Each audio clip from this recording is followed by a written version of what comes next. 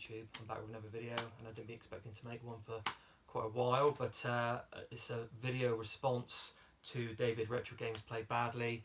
He recently put a video up regarding the 5 most nostalgic PlayStation 1 games.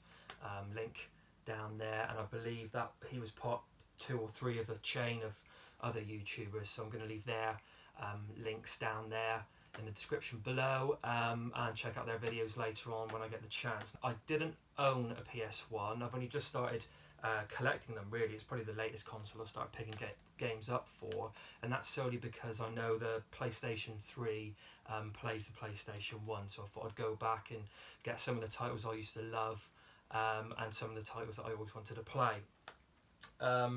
These are in chronological order of playing them, and basically they probably only cover 2 PlayStation machines from back in the day. One was around my friend Matty and Mark's, out on the farm, and then later on I played on my friend's PlayStation when we went to do the final degree of our art degree up in sunny Somerset back in 1998-99. So yeah, it's kind of spanning through the mid to late 90s. Now the first game I'd like to talk about, and Dave mentioned this one in his video, and I'm not copying, but this is very nostalgic and a big hitter for me, is Doom. Me and a friend Mark used to go to art college back in the day, back in 95 to 96. And on a Monday we would have in the morning art history lecture, and what we would do is go in, get through this lecture, and then the idea was that after this you would go home and carry on with your study, or go and do some sketches or whatever it was that we were doing. But we didn't do that. We would always go back to his place where his younger brother Matty was sometimes there, and we'd play this on his PlayStation, and it was absolutely amazing. We pumped so many hours into it, and every Monday it became a thing. And also I remember Monday nights around the farm was their steak and chips night, so I got lots of steak and chips during those months that we would play this religiously. And yeah, I remember coming back one time, and Matt had obviously been home playing it for quite a bit, and I think there's a cheat, or I'm not sure if it's like a very last level or something, where I think the developers were having a bit of a laugh, really. The sort of doors open and there's just this ridiculous room where all the monsters are and you're just being bombarded. I think that's something I remember. He managed to unlock that, so we were having a go on that. But great memories of this. Very violent, obviously tame into today's standards, but great fun. Loved it. Next in chronological order is a game. Again, all these games are probably going to be big hitters, maybe bar one, but they're games that I just really fancy playing. Again, I have the N64, and when I went up to do my degree year with a friend, Tom, he had a PlayStation and he was in the dorm next to me, and I had my N64, but I was obviously keeping abreast as to what games were coming out, and this one came out and I was really cracking nuts to play it, and that is Metal Gear Solid, the first one. Absolutely blew me away, and going back to it now, obviously it seems dated, as many of these games are, but at the time this was cinematic. It was like a interactive movie of sorts. The character vocalization was excellent, the characters were excellent, voice acting was great, the boss battles were fantastic, and I just love stealth games.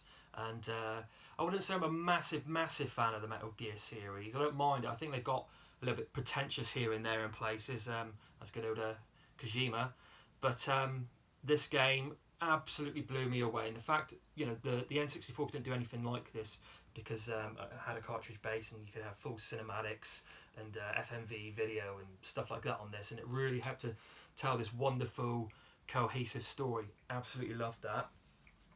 Next, on the same machine, back in the day when I was playing Zelda 64, so it was 99 I think that came out, my friend got this one, didn't really play it that much, but I thought I'd give it a go. I didn't play the first one. I saw demos of it and was very intrigued because I love my horror, but he had Resident Evil 2. Now I know this is a Dreamcast version, but I've plumbed for this as soon as I collected, because this is better quality visuals. I play it through the VGA cable on the Dreamcast, and it looks terrific. But this was absolutely fantastic. Again, another very cinematic game. The CD format really helped the story with FMV sequences, loads of gore, loads of blood, loads of guts, cheesy dialogue, but that was fine. And I loved managing the your inventory as well, and the survival horror aspects of that was great. I know this one's deemed a little bit more action based compared to the original.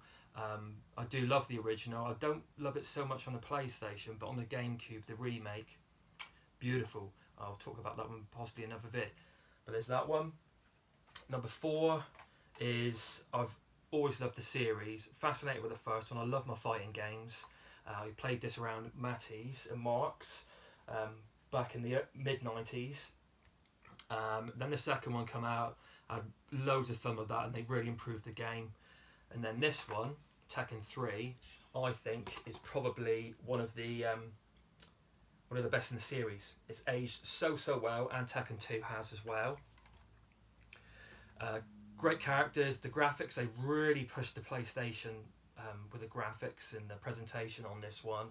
Great roster of characters, great music in this as well. But I played this one up again with the chap that owned the PlayStation when I went away for my degree, and we just played this for hours, coming back from all sorts of hellish booze infused nights out, and just sticking this on and just kicking the crap out of each other. It was just great. Eddie was always a bit cheap, and who was this character? Nina, he used to like, and gosh, he was a bitch. My favourite was Brian, guy with snakeskin pants. Yeah, he was really cool. And Jin Kazuma, and who's the other one? The one like Jackie Chan. Wei Fu Long. He was really good. Great game. So after that, obviously, fast forward maybe a couple of years, I moved back down to Plymouth, and got a job after getting my degree, just doing menial tasks, and got chatting to this guy, and become really good friends, and he was actually my best man at my wedding. But when we first got together, I'd go around his, and we'd stay up to silly hours, getting absolutely drunk out of our brains, and he introduced me to this game, Hogs of War. Excellent, such good fun. Basically, you've got arenas, environments, and you play for up to four players, I believe, and you've got different pigs, like red, blue, yellow, green teams, and the idea is to destroy each other. In each group, you've got like 5 different pigs, and you pick their skill set. So you might have a sniper, grenadier, someone who's a machine gunner, medic, and things like that. And you take in turns shooting the opposition, healing yourself, and you've also got environmental factors to consider, like mines and pits and things like that.